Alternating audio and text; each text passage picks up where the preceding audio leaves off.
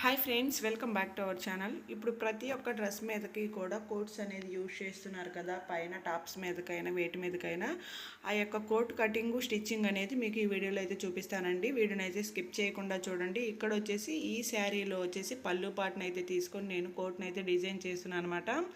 శారీ వచ్చేసి డ్రెస్ అయితే స్టిచ్ చేస్తానండి. పళ్ళు పాటను అయితే కోట్ అయితే డిజైన్ చేయమన్నారు. దానికోసం అయితే నేను ఈ పళ్ళు పాటని డివైడ్ చేసుకున్నాను. ఈ విధంగా తీసుకున్న తర్వాత నెక్స్ట్ మనము ఒక హాఫ్ మీటర్ అయితే లైనింగ్ తీసుకున్నానండి కోట్ కోసము.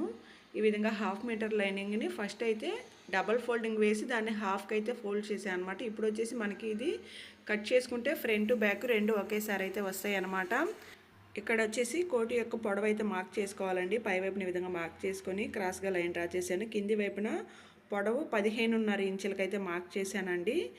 ఈ కోటు యొక్క పొడవు వచ్చేసి 15.5 ఇంచులు అనమాట. అదేవిధంగా షోల్డరు నెక్ రెండు కలుపుకొని 6.5 ఇంచులకి అయితే మార్క్ చేస్తున్నాను. ఈ విధంగా ఈ యొక్క 6.5 ఇంచుల్లో మనకి 3.5 వచ్చేసేమో నెక్ పార్ట్ అండి, 3 ఇంచులు వచ్చేసి షోల్డర్ పార్ట్ అనమాట. ఇది వచ్చేసి బ్యాక్ హై నెక్ అయితే పెట్టమన్నారనమాట. దానికోసం అయితే ఈ విధంగా మార్క్ చేసుకున్నాను. అదేవిధంగా చంక డౌన్ కూడా 6.5 ఇంచులకే మార్క్ చేసుకొని ఇక్కడ కూడా 6.5 ఇంచులు ఉందో లేదో ఒకసారి చెక్ చేసుకోవాలన్నమాట. ఈ విధంగా మార్క్ చేసుకొని కింది వైపున క్రాస్ లైన్ ఒకటి డ్రా చేయాలి. అదేవిధంగా నెక్ పార్ట్ దగ్గర చంక వైపు ఈ విధంగా అయితే మనము స్కేల్తో డ్రాయింగ్ అయితే వేసేసుకోవాలండి. వేసుకున్న తర్వాత చంక దగ్గర 1.5 ఇంచుల దగ్గర ఈ విధంగా కరువు తిప్పడం కోసం అయితే మార్కింగ్ అయితే వేసేసుకొని ఈ యొక్క చంక కరువు అనేది డ్రా చేసేసుకోవాలన్నమాట. ఈ విధంగా డ్రా చేసుకున్న తర్వాత ఇక్కడ వచ్చేసి చెస్ట్ లూజ్ అయితే మార్క్ చేస్తున్నాను. చెస్ట్ లూజ్ వచ్చేసి మనకి 8 ఇంచులు అనమాట, అంటే అరౌండ్ 32 ఇంచెస్ అండి. ఈ విధంగా ఖర్చు కూడా మార్కింగ్ అనేది వేసాను. నెక్స్ట్ వచ్చేసి నడుము లూజ్ వచ్చేసి 7 ఇంచెస్ అనమాట, అంటే 28 ఇంచెస్ నడుము లూజ్ అండి. ఎక్స్ట్రా ఖర్చులు కూడా మార్క్ చేసుకొని ఈ విధంగా మనం డ్రాయింగ్ అయితే వేసేసుకోవాలి. ఇప్పుడు వచ్చేసి నెక్ అనమాట. నెక్ వచ్చేసి హై నెక్ పెట్టమన్నారు కాబట్టి నేను 3 ఇంచెస్కి అయితే మార్క్ చేసుకుంటున్నానండి. ఇది వచ్చేసి మనం ఇక్కడ మార్క్ చేస్తున్నది వచ్చేసి బ్యాక్ పార్ట్ అండి, బ్యాక్ పార్ట్ కటింగ్ అనమాట. ఈ విధంగా మార్క్ చేసుకొని ఇప్పుడు వచ్చేసి దీన్ని అయితే కట్ చేసుకోవాలి. ఈ విధంగా కట్ చేసేటప్పుడు ఏంటంటే మనము నెక్ పార్ట్ సైడ్ కట్ చేయకుండా చుట్టూ కూడా కట్ చేసేయాలన్నమాట. ఈ విధంగా కట్ చేసుకున్న తర్వాత వీటిని 2 పార్ట్స్గా డివైడ్ చేసుకొని అప్పుడైతే ఫ్రంట్ పార్ట్లో ఏ విధంగా డిజైన్ చేస్తానో చూపిస్తానండి. ఈ విధంగా కట్ చేసుకున్నారు కదా, కింది వైపుని కూడా కొంచెం ఖర్చు వదిలేసుకొని దీన్ని కట్ చేసేయాలి. ఈ విధంగా కట్ చేసుకొని మనము మార్కింగ్స్ దగ్గర టక్స్లు అయితే పెట్టుకోవాలన్నమాట. పెట్టుకున్న తర్వాత వీటిని డివైడ్ చేసేసుకోండి, అంటే ఫ్రంట్ బ్యాక్ రెండు కూడా విడివిడిగా పెట్టుకొని ఇక్కడ వచ్చేసి బ్యాక్ పార్ట్ యొక్క నెక్ను అయితే కట్ చేస్తున్నాను. ఈ విధంగా కట్ చేసుకున్న తర్వాత ఇప్పుడు వచ్చేసి మీకు ఫ్రంట్ పార్ట్ చూపిస్తాను చూడండి. దీనికి వచ్చేసి ఫ్రంట్ వచ్చేసి పైన నెక్ పార్ట్ డ్రాయింగ్ చేసాం కదా, ఈ పాయింట్ దగ్గర నుంచి కింది వైపుకి క్రాస్గా అయితే రావాలన్నమాట. కిందికి వచ్చేలోపు మనకి ఎడ్జికి అయితే వస్తుందండి లైను. ఈ విధంగా క్రాస్గా స్కేల్తో లైన్ అయితే డ్రా చేసుకొని ఇప్పుడు వచ్చేసి దీనికి డిజైన్ అనేది ఇవ్వాలన్నమాట. వీళ్ళు వచ్చేసి ఇక్కడ కట్ వర్క్ మోడల్ అయితే ఫ్రంట్ డిజైన్ చేయమన్నారండి. దానికోసం ఇక్కడ కట్ వర్క్ షేప్ అయితే ఇస్తున్నాను అనమాట. మీరు హ్యాండ్తో డిజైన్ చేయగలిగితే డిజైన్ చేయండి, లేకపోతే ఏదైనా స్కేల్ని యూజ్ చేసి ఈ విధంగా మార్కింగ్ అయితే వేసేసుకోండి. ఈ విధంగా వేసుకున్న తర్వాత దీన్ని అయితే ఇప్పుడు నేను కట్ చేయట్లేదండి, స్టిచ్చింగ్ ప్రాసెస్లో అయితే కట్ చేస్తాను అనమాట. ఇక్కడ వచ్చేసి ఈ విధంగా మనము బకరాన్ని అయితే తీసుకోవాలి. ఈ విధంగా బకరాన్ని యూజ్ చేయడం వల్ల మనము కట్ వర్క్ అనేది కుడతాం కదా, అప్పుడు స్టిఫ్గా బాగా లుక్ అనేది వస్తుందండి. ఈ విధంగా మనకి ఇప్పుడు వచ్చేసి ఇవి 2 పీసెస్ అయితే అవసరం అవుతాయి అన్నమాట. ఫ్రంట్ పార్ట్లోనే 2 సైడ్స్ కూడా వస్తుంది కదా, దానికోసం ఈ విధంగా దీని యొక్క పొడవుతో 2 పీసెస్ అయితే మనం తీసుకోవాలి. ఇక్కడ వచ్చేసి ఫ్రంట్ బ్యాక్ రెండు కూడా కటింగ్ అనేది అయిపోయిందండి. నెక్స్ట్ వచ్చేసి మనము హ్యాండ్ పార్ట్ని అయితే కట్ చేసుకోవాలన్నమాట. ఈ హ్యాండ్ పార్ట్ కోసము క్లాత్ని ఈ విధంగా అయితే తీసుకోవాలన్నమాట. తీసుకొని 4 ఫోల్డింగ్స్ అయితే వేయాలి. ఈ విధంగా వేసేసుకున్న తర్వాత కింది వైపున క్రాస్ అనేది తీయాలన్నమాట. క్రాస్ తీసుకున్న తర్వాత హ్యాండ్ యొక్క పొడవు అనేది మార్క్ చేసుకోవాలండి. హ్యాండ్ యొక్క పొడవు వచ్చేసి 10 ఇంచెస్ అనమాట. దీనికి మార్క్ చేసుకున్న తర్వాత ఇక్కడ క్రాస్గా లైన్ డ్రా చేసుకోవాలి. ఈ విధంగా డ్రా చేసుకున్న తర్వాత 3 ఇంచెస్కి డౌన్ చేసి ఒక మార్కింగ్ వేసేసుకోండి. ఈ విధంగా మార్కింగ్ చేసుకొని ఇక్కడ కూడా ఈ విధంగా క్రాస్ లైన్ డ్రా చేసి నెక్స్ట్ వచ్చేసి షోల్డర్ పార్ట్ దగ్గర నుంచి లూజ్ మార్కింగ్ అనేది వేయాలండి. ఈ విధంగా వేసుకున్న తర్వాత ఇక్కడ వచ్చేసి ఈ స్కేల్ని యూజ్ చేసుకొని హ్యాండ్ కర్వ్ అనేది తీస్తున్నాను అనమాట. ఈ విధంగా హ్యాండ్ షేప్ అనేది డ్రా చేసుకొని సైడ్కి ఖర్చు కూడా ఈ విధంగా మార్క్ చేసుకోవాలన్నమాట.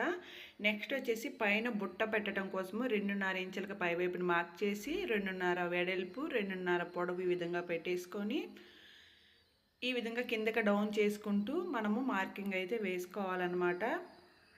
ఇప్పుడు వచ్చేసి ఈ హ్యాండ్ పార్ట్ని కూడా కట్ చేసుకుంటున్నానండి. మనము పైన బుట్ట కోసం మార్క్ చేసాం కదా, అక్కడైతే టక్సులు అయితే ఇచ్చుకోవాలి. ఈ విధంగా టక్సులు పెట్టుకొని మనము సైడ్ యొక్క ఖర్చును అయితే కట్ చేసేయాలన్నమాట. ఈ విధంగా కట్ చేసుకున్న తర్వాత ఇప్పుడు వచ్చేసి మెయిన్ ఫ్యాబ్రిక్ని అయితే కట్ చేసుకోవాలన్నమాట. ఈ శారీలో వచ్చిన పళ్ళు పార్ట్ వచ్చేసి మనకి ఫ్రంట్ బ్యాక్ కోసం అయితే కట్ చేస్తున్నానండి. చూస్తున్నారు కదా, ఇది వచ్చేసి పళ్ళు చిన్నగా వచ్చింది. అయితే దీన్ని ఫ్రంట్ బ్యాక్కి కట్ చేసుకొని హ్యాండ్ పార్ట్కి శారీలోని క్లాత్ని, అంటే పళ్ళు కాకుండా శారీ కలర్ క్లాత్ని అయితే కట్ చేస్తున్నాను అనమాట. ఈ ఫ్రంట్ బ్యాక్ని ఈ విధంగా ఓపెన్ చేసి పెట్టుకొని మనము కింది వైపు ఈ యొక్క టాజిల్స్ ఉన్నాయి కదా, వీటిని అయితే నీట్గా కట్ చేసేసి పై వైపున మనము ఈ పొడవుకి సరిపడా క్లాత్ని అయితే కట్ చేసుకోవాలి. ఈ విధంగా నేను కట్ చేసి సైడ్ అనేది దీన్ని 2 పార్ట్స్గా ఇప్పుడే కట్ చేసుకుంటున్నానండి. మెయిన్ ఫ్యాబ్రిక్ని 2 పార్ట్స్గా కట్ చేశాను. ఇది వచ్చేసి మనకి ఫ్రంట్ బ్యాక్ రెండు అండి. ఈ విధంగా కట్ చేసుకున్న తర్వాత హ్యాండ్ పార్ట్ కోసం అయితే శారీలోని క్లాత్ని అయితే తీసుకుంటున్నాను. ఈ శారీకి వచ్చేసి మనకి 2 సైడ్స్ కూడా ఈక్వల్ బార్డర్ వచ్చిందనమాట. దానికోసము ఈ విధంగా శారీని హాఫ్కి ఫోల్డ్ చేసి ఇక్కడ హ్యాండ్ పార్ట్ని అయితే కట్ చేస్తున్నాను అనమాట. ఇంతేనండి, కటింగ్ ప్రాసెస్ అయితే ఈజీగా కట్ చేసుకోవచ్చు. ఇప్పుడు వచ్చేసి మనం స్టిచ్చింగ్ అయితే చూద్దాము. ఫస్ట్ వచ్చేసి హ్యాండ్ పార్ట్ని అయితే స్టిచ్ చేస్తున్నాను అనమాట. ఒక హ్యాండ్ పార్ట్ని తీసుకొని మెయిన్ ఫ్యాబ్రిక్ పై వైపుని పెట్టి చివరి అంచున మనం ఈ విధంగా కుట్టు అనేది వేసుకోవాలండి. నీట్గా కుట్టు వేసుకున్న తర్వాత ఎక్స్ట్రా ఖర్చుని కట్ చేసేయాలి. కట్ చేసిన తర్వాత లైనింగ్ పార్ట్ని పై వైపుకు పెట్టుకొని మరలా పైన మరొక స్టిచ్ అనేది వేయాలన్నమాట. ఈ విధంగా వేసుకుంటే చివరి అంచున ఫినిషింగ్ అనేది బాగా వస్తుందండి. ముడతలు లేకుండా నీట్గా అయితే వస్తుంది. మరలా లైనింగ్ పార్ట్ని అడుగు వైపుకి తిప్పేసుకొని చివరి అంచున స్టిచ్ ఈ విధంగా స్ట్రైట్గా వేసేసుకోవాలండి. నెక్స్ట్ వచ్చేసి మనము లైనింగ్ పార్ట్ని పై వైపుని కూడా మెయిన్ ఫ్యాబ్రిక్కి ఈ విధంగా జాయింట్ చేయడం కోసము కుట్టు అయితే వేసుకోవాలన్నమాట. ఈ విధంగా వేసుకున్న తర్వాత ఎక్స్ట్రా ఖర్చు మొత్తాన్ని కూడా నీట్గా కట్ చేసేసుకోవాలి. సేమ్ ఇదే విధంగా మనము రెండో హ్యాండ్ పార్ట్ని కూడా రెడీ చేసుకోవాలన్నమాట. ఈ విధంగా 2 హ్యాండ్ పార్ట్స్ కూడా స్టిచ్ చేసుకున్న తర్వాత మనము బుట్ట పెట్టడం కోసము ఈ విధంగా మార్కింగ్ చేసాం కదా, మార్కింగ్ దగ్గర మనం టక్స్లు అనేది పెట్టేసుకొని షోల్డర్ పార్ట్ దగ్గర కూడా మనము టక్స్ అనేది పెట్టుకోవాలన్నమాట. ఈ విధంగా 3 మనము ఈ విధంగా గుర్తు అనేది పెట్టుకున్న తర్వాత నీట్గా ప్రిల్స్ అయితే పెట్టుకోవాలండి. మనం మార్కింగ్ చేసిన వరకే ప్రిల్స్ అనేది పెట్టేసుకోవాలి. పెట్టుకొని ఈ విధంగా స్టిచ్ చేసేయాలన్నమాట. మనకి హ్యాండ్కి పఫ్ ఈ విధంగా వస్తుంది. సేమ్ అదే విధంగా రెండో దానికి కూడా నీట్గా మనము చిన్న ప్రిల్స్ కావాలంటే చిన్న ప్రిల్స్, లేదా కొంచెం పెద్దగా కావాలంటే పెద్దగా పెట్టుకోవచ్చు అనమాట. ఇక్కడ వచ్చేసి నేను మీడియం సైజులో అయితే ప్రిల్స్ అనేది పెడుతున్నాను అనమాట. నాకు వచ్చేసి టోటల్గా 5 ఫ్రిల్స్ అయితే వచ్చాయండి. ఈ విధంగా 2 హ్యాండ్స్ కూడా స్టిచ్చింగ్ అనేది చేసేసుకున్న తర్వాత ఇప్పుడు వచ్చేసి మనము ఫ్రంట్ పార్ట్ స్టిచ్ చేసుకోవాలన్నమాట. ఈ యొక్క ఫ్రంట్ పార్ట్ స్టిచ్ చేయడం కోసమే దీన్ని ఫస్ట్ హాఫ్కి అయితే కట్ చేస్తున్నాను. ఈ విధంగా హాఫ్కి కట్ చేసి దీన్ని వచ్చేసి మెయిన్ ఫ్యాబ్రిక్ పై వైపుని పెట్టి స్టిచ్ అనేది వేసేసుకోవాలన్నమాట. క్లాత్ అనేది జరగకుండా ఉండడం కోసము చివరి అంచున కుట్టు అనేది దూరంగా పెట్టుకొని వేసుకుంటే క్లాత్ అనేది జరగకుండా ఉంటుందండి. ఈ విధంగా రెండో పార్ట్కి కూడా స్టిచ్ అనేది వేసేసుకోవాలి. ఈ విధంగా రెండో దానికి కూడా మనము స్టిచ్ అనేది వేసుకున్న తర్వాత వీటిని మనము ఇప్పుడు కట్ చేసుకోవాలన్నమాట. మనము ఫస్ట్ లైనింగ్ ఏ విధంగా కట్ చేసామో ఆ విధంగా 2 పార్ట్స్గా డివైడ్ చేసుకొని నెక్స్ట్ బకరం కట్ చేసాం కదండి. ఈ యొక్క బకరాన్ని మనం ఇక్కడ స్కాలఫ్ బోర్డరు మనం మార్క్ చేసాం కదా, ఆ మార్కింగ్ ప్రకారం అయితే కుట్టుకోవడం కోసము ఫస్ట్ వచ్చేసి అడుగు వైపున ఈ బకరాన్ని పెట్టి స్ట్రైట్గా కుట్టు వేసుకుంటే మనకి క్లాత్ అనేది జరగకుండా ఉంటుందన్నమాట.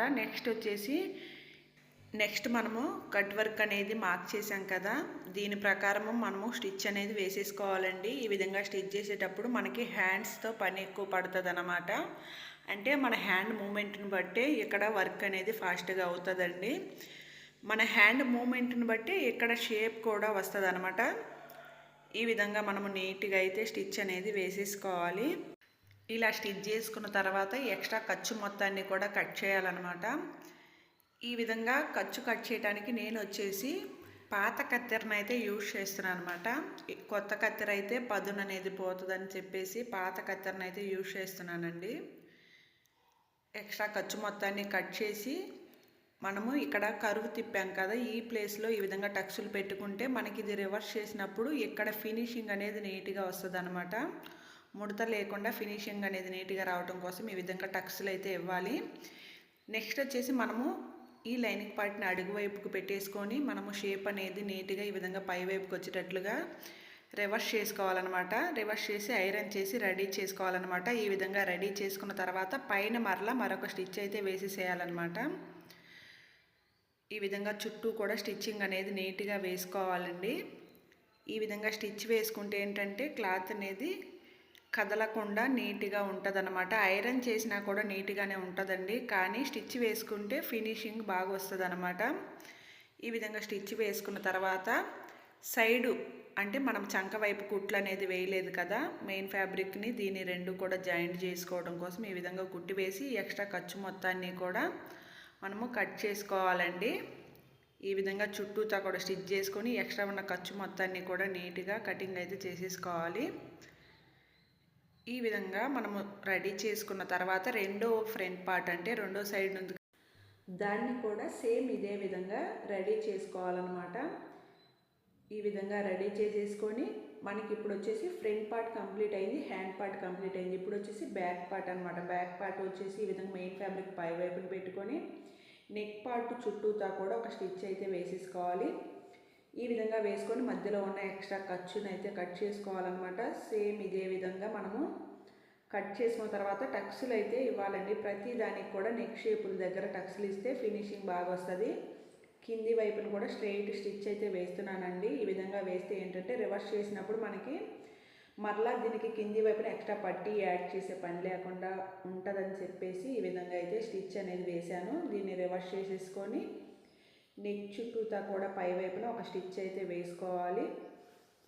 దీనికి ఇప్పుడు నేను పైపింగ్ లాంటివి ఏమి యూజ్ చేయట్లేదు కాబట్టి కుట్టే వేస్తున్నానండి. ఈ విధంగా అయిపోయిన తర్వాత కింది వైపును కూడా మనము క్లాత్ అనేది నీట్గా అడ్జస్ట్ చేసుకుంటూ ముడతలు లేకుండా అయితే స్టిచ్ అనేది వేసుకోవాలన్నమాట. ఈ విధంగా వేసేసుకున్న తర్వాత సైడ్స్ కూడా జాయింట్ చేయాలి. మెయిన్ ఫ్యాబ్రిక్ని లైనింగ్ పార్ట్ని రెండింటిని కూడా ఈ విధంగా జాయింట్ చేసేసుకొని ఎక్స్ట్రా ఖర్చును అయితే కట్ చేసుకోవాలన్నమాట. సేమ్ ఇదే విధంగా రెండో వైపు కూడా జాయింట్ చేసేసి ఎక్స్ట్రా ఖర్చును కట్ చేసేయాలి. ఈ విధంగా రెడీ చేసుకున్న తర్వాత ఇప్పుడు వచ్చేసి మనము ఫ్రంట్ బ్యాక్ రెండు కూడా జాయింట్ చేయాలన్నమాట. కాకపోతే ఇక్కడ వచ్చేసి ఫ్రంట్ పార్ట్కి కింది వైపున అంచులు అనేది నేను ఫోల్డ్ చేసి కొట్టలేదు కాబట్టి ఇక్కడ ఎక్స్ట్రా క్లాత్ అనేది తీసుకొని ఇక్కడ క్లాత్ని కుట్టేసి దీన్ని అడుగు వైపుకు తిప్పేసి మరొక స్టిచ్ అనేది వేస్తానండి. ఈ విధంగా పట్టీలాగా పై వైపున ఒక స్టిచ్ అయితే వేస్తున్నాను.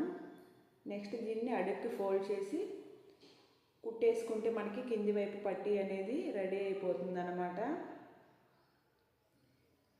ఈ విధంగా కుట్టేసుకున్న తర్వాత మనము రెండో దానికి కూడా సేమ్ ఇదే విధంగా కుట్టుకోవాలి. ఇప్పుడు వచ్చేసి ఫ్రంట్ బ్యాక్ రెండు కూడా జాయింట్ చేసుకుంటున్నాను అనమాట. ఈ విధంగా జాయింట్ చేసేటప్పుడు నెక్ సైడు మనకి క్లాతులు అనేది సమానంగా ఉండేటట్లుగా చూసుకొని స్టిచ్ వేసేసుకోవాలండి. నెక్స్ట్ పై వైపుకి తిప్పి షోల్డర్ పార్ట్ దగ్గర కూడా పైన కుట్ అనేది వేయాలి.